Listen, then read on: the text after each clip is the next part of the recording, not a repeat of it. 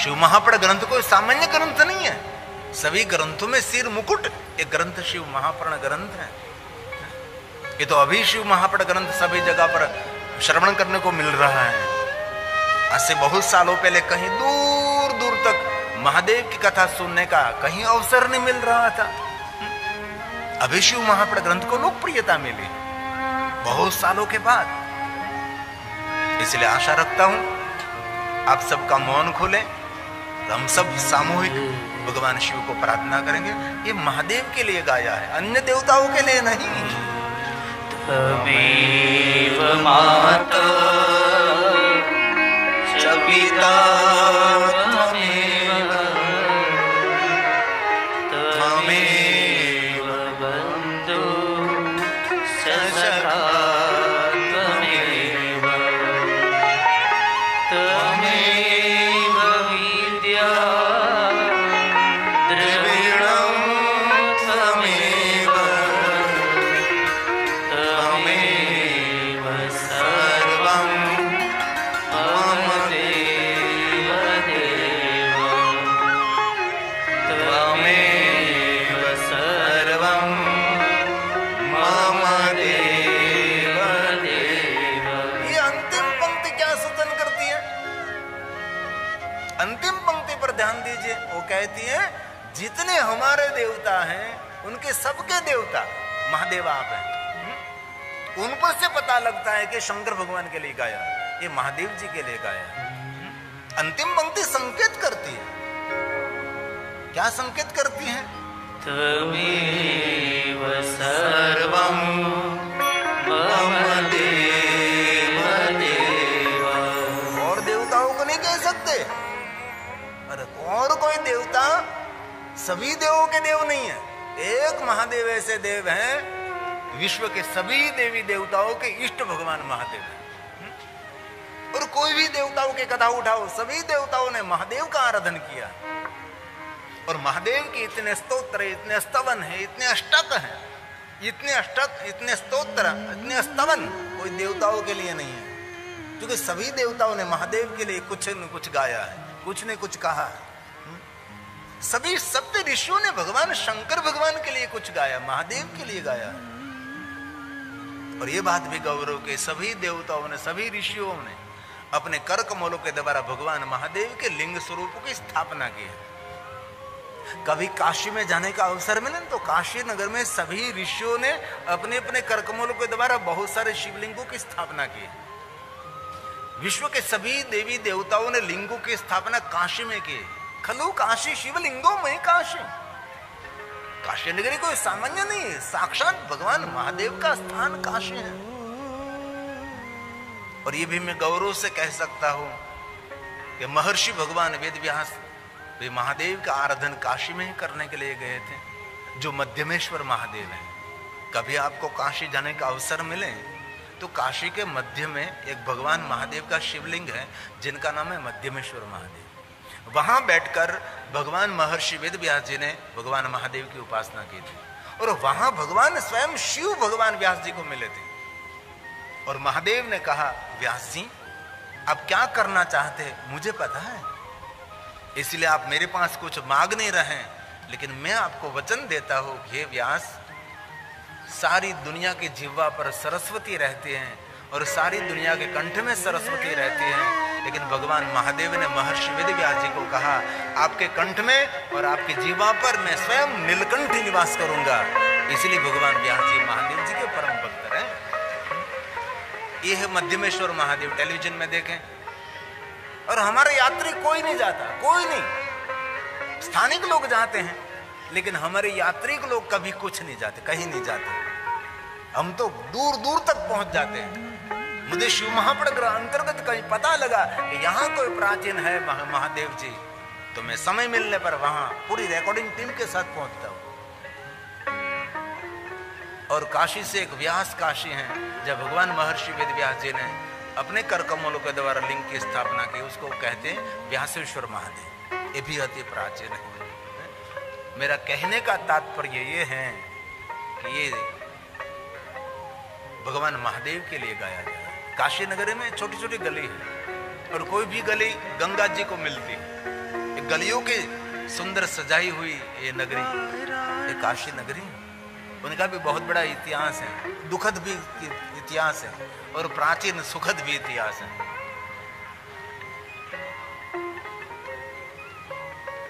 2009 में मैं पहली काशी में कथा गाने के लिए गया था, 2009 में। तब हमारा काशी विश्वनाथ महादेव 40 फुट में था, 40 फुट में, सिर्फ 40 फुट में भगवान काशी विश्वनाथ, 40 फुट में। अभी वर्तमान में, वर्तमान सरकार ने अभी का हमारा काशी विश्वनाथ 400 फुट में है।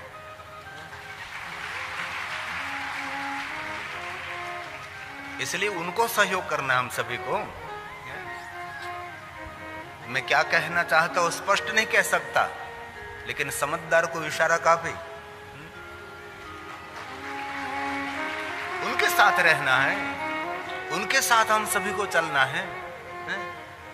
आज इतना महाकालेश्वर में डेवलपिंग हो रहा है, किसके माध्यम से हो रहा है?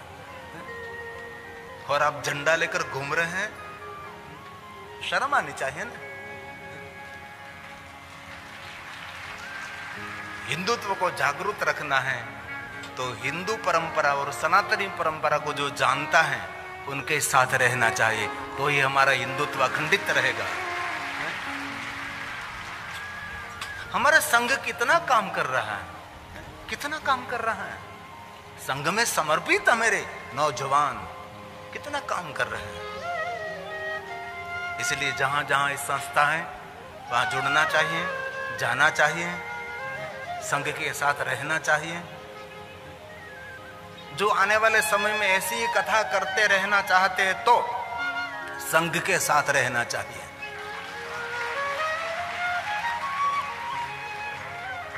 भगवान श्री हरि भगवान विष्णु जी ने कहा, नारद मन को शांत करने के लिए मैं एक सुंदर आपको मार्गदर्शन करता हूं। ये श्लोक भगवान विष्णु जी ने गाया है। नारद, मन को शांत करने के लिए सर्वश्रुति श्रुतम, ये भगवान विष्णु जी ने गाया। नारद जी को कह रहे हैं, ये नारद, सर्व श्रुति श्रुतम शैवम मंत्र जप षडक्षरम, मंत्र जप षडक्षरम। भगवान विष्णु जी ने नारद जी को कहा कि नारद जी, जो आदि मंत्र है, जो मूल मंत्र है, जो महामंत्र है, जो श्रेष्ठ मंत्र है, जो सर्वोपरि मंत्र है, जो मंत्रों का भी मंत्र है, उससे कोई बड़ा मंत्र नहीं है। वेद सम्मत है, जिनकी महिमा वेद पुराण ऋषि मुनि देव गण सब गाते हैं।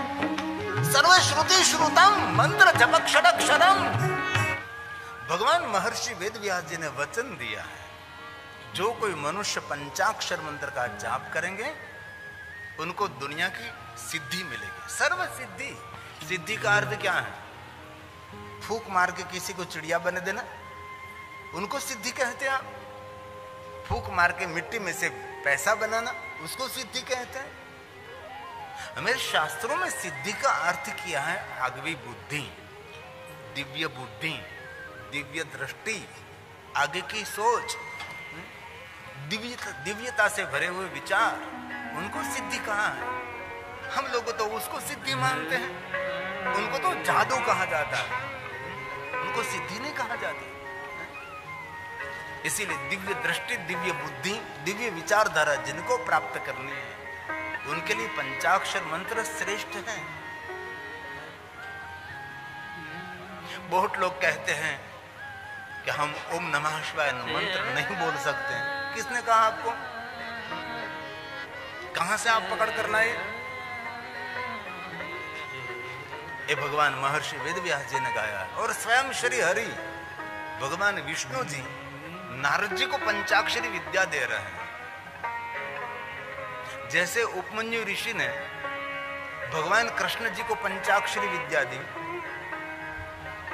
उपमन्यु ऋषि जिन्होंने महादेव का दर्शन किया और स्वयं भगवान शिव जी ने उपमन्यु ऋषि को दृष्टि मात्र से सभी विद्या दी, वो उपमन्यु ऋषि हैं।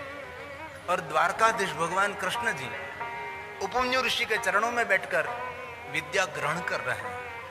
तो उपमन्यु ऋषि ने जैसे जैसे द्वारकाधीश भगवान कृष्ण जी को मार्गदर्शन दिया, वैसे भगवान कृष्ण जी ने शिव साधना की। इस सभी श्लोकात्मक शिव महापड़ ग्रंथ में। इसलिए कोई कहते हैं कि ओम नमः शिवाय मंत्र का जाप नहीं करना चाहिए, तो शिव महापड़ ग्रंथ का श्लोक है, सुनिए जरा आप।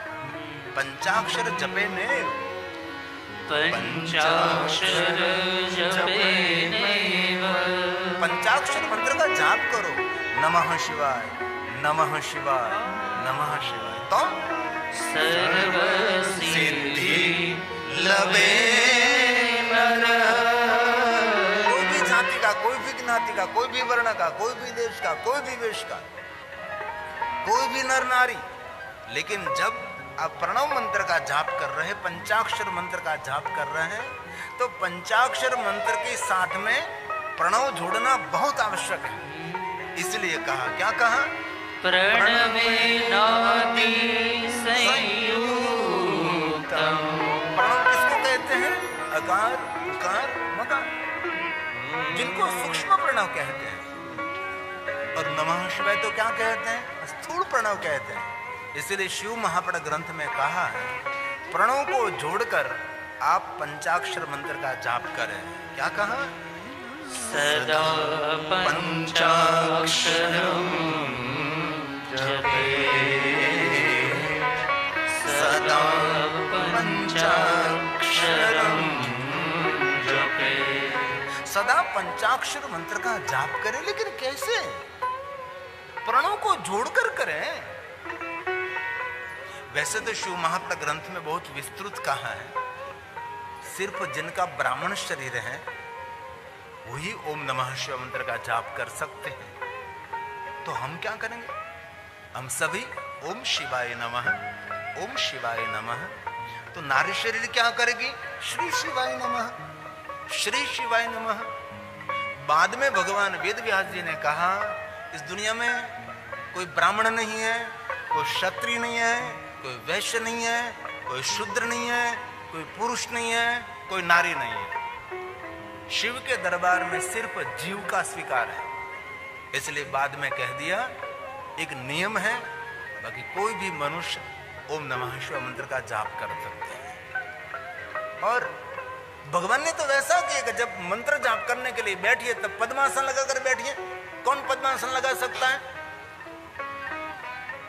इसलिए भगवान ने कहा कि आप पद्मासन न लगा सको तो अर्ध पद्मासन लगाओ, अर्ध पद्मासन न लगा सको तो पलौठी मारकर बैठिए, और पलौठी मारकर नहीं बैठ सकते तो सुखासन बैठिए। सुखासन मतलब शरीर को जैसे सुख हो रहा है वैसे बैठिए। सोफे पर बैठकर माला करिए, लंबे पैर कर करिए, भगवान ने दिया है सुखासन। आपके शरीर को कोई कष्ट नहीं होना चाहिए, वैसे मंत्र जाप करिए। नियम बताए हैं, लेकिन सनातन धर्म में कोई जड़ता नहीं है और संकुचितता नहीं है। सनातन धर्म इतना उदार है ना, दुनिया का, विश्व का कोई धर्म इतनी उदारता से भरा हुआ धर्म नहीं है जो सनातन में उदारता है, जो सनातन में श्रेष्ठता है। ये तो हम लोगों ने समंदर पार जाकर मेरे धर्म का प्रचार प्रसार इतना नहीं किया। हम लोग सबसे पहले अफ्रीका पहुंच गए थे, लेकिन अफ्रीका के वासियों को हमने हमारा धर्म नहीं दिया, और बहुत लोगों ने हमारे पहला उनको धर्म दे दिया। अफ्रीका में कोई धर्म ही नहीं, और धर्म विचार वाले आए तो सभी को धर्म दिया, हम लोगों ने नहीं दिया। जो पहले से काम हुआ होता तो बहुत कुछ हो सकता था, और हो सके तो इस पंचाक्षर मंत्र का जाप माघ मास में, भादो मास में विशेष प्रकार से एक वारम मिताशेतो वांग्यतो नियते जितेंद्रियम। माघ मास में, भादो मास में मौन रहकर, जितेंद्रिय रहकर, हो सके तो एक वारम मिताशेतु, एक समय भोजन करने के बाद पंचाक्षर मंत्र पंचलक्षम, कभी अवसर मिले तो पंचाक्षर मंत्र का 5 लाख मंत्रों का अनुष्ठान करना चाहिए, ऐसा शिव महापुराण ग्रंथ में कहा है। पंचाक्षरम पंचलक्षम जपे, ये भगवान ने कहा है। पंचाक्षरम पंचलक्षम, कितनी सुंदर बात है, कितनी सुंदर बात है। मंत्र के जितने अक्षर हैं इतने लाख, मंत्र के जाप करने से मंत्र सिद्ध होता है, ये मंत्र फल देने के लिए कार्यरत हो जाते हैं। इसलिए बहुत सारे श्लोकों की श्रृंखला मेरे पास है, लेकिन इनमें से कोई कोई मैं लेकर आपको समझाने का प्रयास करता हूँ, जो बहुत सारी गलतफहमी दुनिया में फैल रही है। इसलिए मैं श्लोकात्मक आपका निवारण करना चाहता हूँ। भगवान वेद व्यास जी ने गाया है, पंचाक्षरम पंचलक्षम जपे शिवं नो स्मरन् पद्मासनस्थं शिवदं गंगाचन्द्र कलान्वितं गंगाचन्द्र कलान्वितं। भगवान शिव पद्मासन लगाकर बैठे हैं, प्रसन्न मुख मुद्रा है, मस्तक पर गंगा है, भाल में चंद्र है। ऐसे भगवान शिव जी का ध्यान करते हुए पंचाक्षर मंत्र का 5 लाख मंत्र का जाप करना चाहिए। और एक बात बहुत सुंदर मैं आपको कहना चाहता हूं, कभी आपको महादेव को बिल्वपत्र चढ़ाने का अवसर मिले तो बिल्वपत्र का तो मंत्र है, ओम त्रिदलम त्रिगुणाकारम त्रिनेत्रम च त्रियाउधम त्रिजन्म पाप संहारम एक बिल्वपत्र शिवा अर्पणम। ये मंत्र कंठस्थ न हो तो आप पंचाक्षर मंत्र बोलकर भगवान महादेव को बिल्वपत्र चढ़ा सकते हैं। सबको मंत्र कंठस्थ नहीं है तो क्या करेंगे? मंत्र मुखपाठ नहीं है तो ये बिल्वपत्र के मंत्र के बदले में आप पंचाक्षर मंत्र बोलकर महादेव को बिल्वपत्र चढ़ा सकते हैं। मैं जो कुछ कहता हूं सर्व सिद्धांत निष्पन्नम, सिद्धांत के साथ कहता हूं और श्लोकात्मक कहने का प्रयास करता हूं। ये भगवान महर्षि वेदव्यास जी ने गाया है, बिल्वपत्रेर्महादेवो पूज्य स्वाति भक्तितः शिवं पंचाक्षरेणैव बिल्वपन्नार्पणम्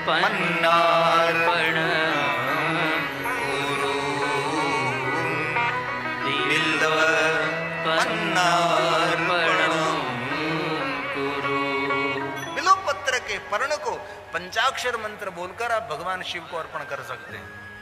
और एक बात बहुत सुंदर आ रही है, ध्यान दीजिए जरा। पंचाक्षर मंत्र महामंत्र है और सर्व मंत्रों में शिरोमणि मंत्र है। और मैं दिल ठोक कर कहता हूं, दुनिया में कितने ही कठिन मंत्र हो, लेकिन ओम नमः शिवाय मंत्र की बराबरी दुनिया का कोई मंत्र कर नहीं सकता। ये ओम नमः शिवाय मंत्र है।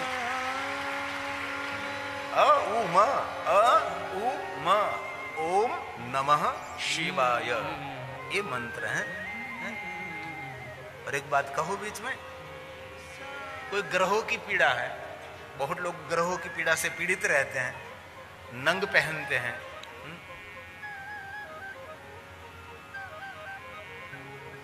कोई ग्रह की पीड़ा है तो ग्रह के मंत्र का जाप करना पड़ता है, तो हम लोग नहीं कर सकते। तो हम क्या करते हैं, हमारा जो आचार्य श्री है उनको हम कहते हैं कि इस ग्रह के मंत्र जाप करिए आप। तो कहेंगे कि भाई 1 महीना लगेगा ये मंत्र जाप करने के लिए, तो हमारे लिए वो मंत्र जाप करेंगे और ग्रह पीड़ा शांत हो जाएगी। परंतु ये आपकी क्षमता नहीं है, क्योंकि कुछ दक्षिणा देनी पड़ती है, व्यवस्था करनी पड़ती है, तो आप सामर्थ्य नहीं है आप में।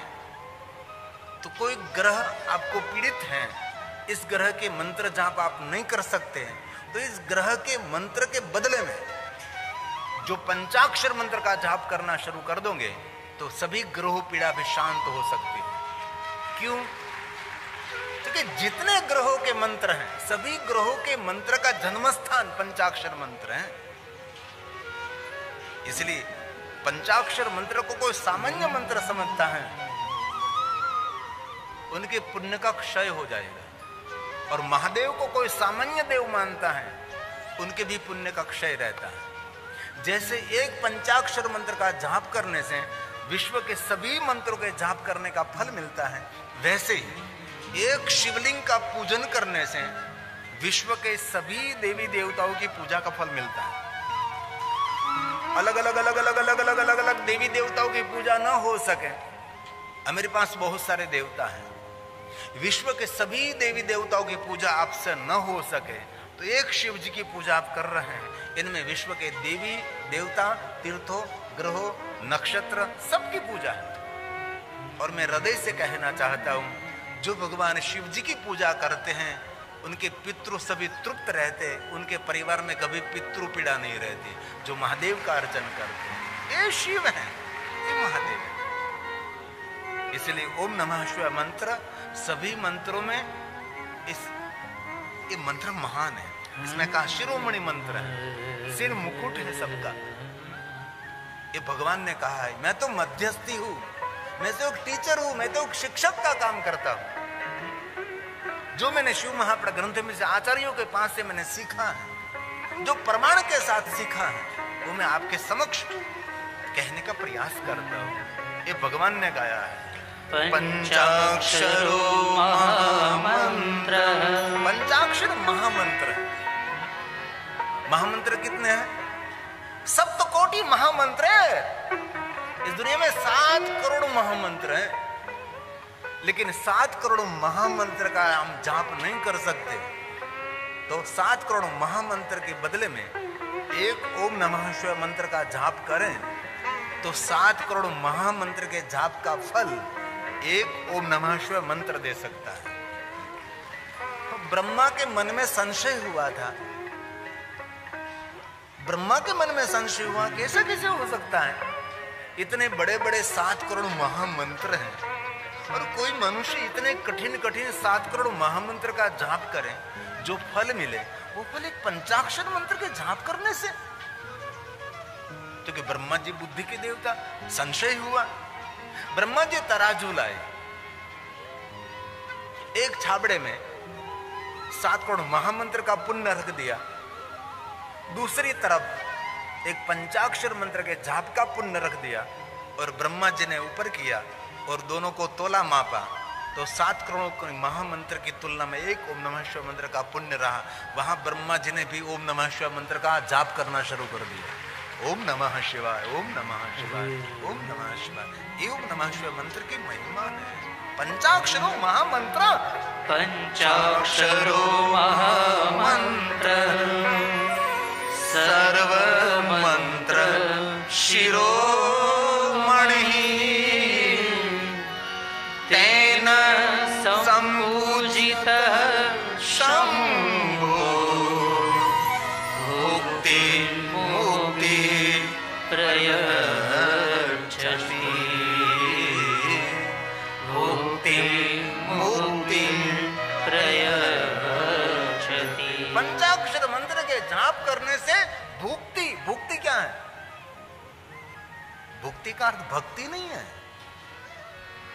भुक्ति का अर्थ है संसार का भोग, जीवन जीने के लिए साधन संपन्न, उसको भोग कहा है, भुक्ति। तो भोग क्यों नहीं कहा, भुक्ति क्यों कहा? तो आचार्यों ने उसका वर्णन किया है कि भगवान महादेव के पंचाक्षर मंत्र का जाप करने से भुक्ति, संसार का भोग भी मिलता है और भोग भोगने की शक्ति भी भगवान महादेव देते हैं। भुक्ति, बहुत लोगों को भोग मिला है, लेकिन भोग भोगने की शक्ति उनके पास नहीं है, नहीं है। भोग मिला है, पूरा डाइनिंग टेबल भरा है, कितने भोजन, कितने व्यंजन, इतने इतने सब कुछ पड़े हैं, लेकिन कुछ भी खा नहीं सकता। क्यों? भोग भोगने की शक्ति नहीं उनके पास।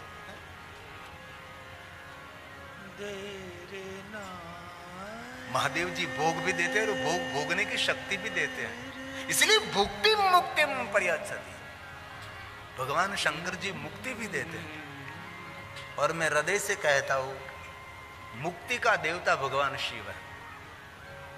कोई देव को मुक्तेश्वर महादेव नहीं कह सकते, भगवान शिव जी को मुक्तेश्वर महादेव कहते हैं। सभी बंधनों में से मुक्त कर देता है। बंधे से बंधे मिला छुड़ाने का क्या उपाय, कर सेवा निर्बंध की तो पल भर में छुड़ाए, जो स्वयं मुक्त है? इसलिए महादेव को मुक्तेश्वर महादेव कहते हैं। अभी थोड़ी देर के लिए गंभीरता से ध्यान दीजिए। जो शिव महापड़ अंतर्गत, ये मेरी खोज है।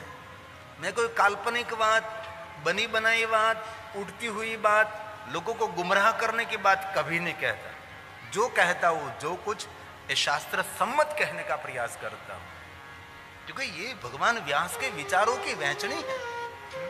पंचाक्षर मंत्र से 16 उपचारों से भक्ति के द्वारा भगवान शंकर जी की, भगवान शिव की पूजा करनी चाहिए। भगवान शंकर जी की पूजा है ना 16 उपचार पूजा, राजोपचार, 16 उपचार, पंचोपचार, एकोपचार, वैराग्य उपचार, ऐसे भगवान शंकर जी की अलग अलग पूजा है। इनमें 16 उपचार भगवान महादेव की पूजा करना चाहते हैं तो 16 उपचार के अलग अलग मंत्र रहते हैं, लेकिन हम सब पाठशाला में पढ़ने के लिए नहीं जा रहे हैं। ये तो मेरे आचार्य लोग पाठशाला में पढ़ने के लिए जाते हैं, उनके पास विद्वत्ता है, तो विद्वत्ता के आधार स्वरूप वो लोग पूजा कर सकते हैं 16 उपचार, लेकिन हमारे पास कोई विद्वत्ता नहीं है। तो शिव महापड़ ग्रंथ में कहा षडक्षर, नमः शिवाय पंचाक्षर, और छठा अक्षर हो गया अकार उकार मकार, ओम नमः शिवाय। इसलिए षडक्षर कहा। षडक्षरेण मंत्रेण पूजा कार्य स्मरनिशः उपचारो षोडश भक्ति युक्तेन चेतसा भक्ति युक्तेन चेतसा। इसलिए कोई भी भगवान महादेव की पूजा करना चाहते हैं तो ओम नमः शिवाय मंत्र के द्वारा शिव जी की 16 उपचार पूजा आप सिर्फ एक मंत्र के द्वारा कर सकते हैं। क्या बात कही। अब ध्यान दीजिए, बहुत सुंदर बात है। इस अनुष्ठान को करने वाले जो 16 उपचार महादेव की पूजा और पंचाक्षर मंत्र बोलकर, षडक्षर मंत्र बोलकर जो करते हैं, उनके लिए वचन दिया है उनकी अकाल मृत्यु नहीं होगी। और ये व्रत बाजपन, जिनको संतान नहीं है, उसकी संतान की कामना पूर्ण करते हैं। और कहा, और बहुत सारे संकट, बहुत सारे दुख, बहुत सारे आदि व्याधि उनमें से मुक्त करके वो कभी वृद्ध नहीं होते। और शंकर भगवान का भक्त कभी वृद्ध नहीं होता, वृद्धावस्था से मुक्त रहता है। जिन्होंने अपना चित्त, हमारा मन, विचार, मन की विचारधारा सब कुछ महादेव को अर्पण कर दिया है, उसका शरीर वयोवृद्ध दिखाई देता है, लेकिन वो स्वयं वयोवृद्ध नहीं रहता। जन्म मृत्यु जरा व्याधि पीड़ितम कर्म बंधने। जन्म मृत्यु जरा, जरा का अर्थ क्या? जरा का अर्थ है वृद्धावस्था, बुढ़ापा। और मैं दिल से कहता हूं, जिन्होंने अपना चित्त, अपना मन, अपने मन के विचारधारा सब कुछ भगवान शिव को अर्पण कर दिया है, उनकी उम्र बड़ी हो सकती है लेकिन वो कभी जर्जरित नहीं होता, वो कभी वृद्ध नहीं होता। ये शिव महापड़ ग्रंथ में कहा, उसकी अकाल मृत्यु नहीं होती। ये भगवान ने वचन दिया है, ध्यान दीजिए जरा। ना कालं मरणं तस्य, ना कालं मरणं तस्य, वन्द्यत हरणं परं। जिनको संतान नहीं है, पुत्र हिनकर इच्छा कोई निश्चय शिव प्रसादते होई। पंडित त्रयोदशी को लावे ध्यान पूर्वक होम करे, त्रयोदशी का व्रत करे और महादेव की पूजा अर्चन करे। और किसी को पुत्र के पुत्र नहीं है तो ऐसे हमारे जैसे लोगों के पास जाने की कोई जरूरत नहीं है। हमारे पास आने से आपका कभी कल्याण नहीं होने वाला है। आपका कल्याण करना चाहते हैं तो भगवान महादेव के द्वार खटखटाइए, भगवान शिव जी के पास जाइए, शिव हमारा कल्याण कर सकता है। हम तो एक प्रचारक हैं, हम तो एक मध्यस्थी हैं, हम तो शिव महापुराण ग्रंथ की जो गोपनीय बात है आप तक पहुंचाने की सेवा करते हैं। हम और आप में कोई अलग थोड़ा है, एक डाल के पंछी हम ही हैं, जैसे आप है ऐसे ही हम हैं। लेकिन विशेष प्रकार से हमने पढ़ाई की, विद्वत्ता की, आचार्यों के पास हमने सीखा, तो आपको हम कह रहे हैं। ऐसा नहीं समझता आप छोटे हैं हम महान, ऐसा कुछ भी नहीं। और एक बात ध्यान से सुनिए, वक्ता को शिव रूप नहीं कहा है, कथा कहने वालों को रुद्र रूप नहीं कहा है, जो कथा श्रवण करते हैं रुद्राय वनः संशयः, वो साक्षात रुद्र तुल्य है। कथा श्रवण करने वाला रुद्र है, वक्ता तो रुद्र का पुजारी है। मैं तो आपका पुजारी हूं, शब्द रूपी पुष्प लेकर आप पर अभिषेक करता हूं, मैं आपकी पूजा 3 घंटे करता हूं। ये तो व्यवस्था है यहां बैठने की। बाकी ऐसा नहीं मानना कि हम बड़े हैं आप छोटे हैं। वक्ता बड़ा नहीं है, श्रोता बड़ा, जो कथा श्रवण कर रहा है वही महान है। ये शिव महापुराण ग्रंथ की महिमा है, इसलिए पंचाक्षर मंत्र से सब कुछ हो सकता है।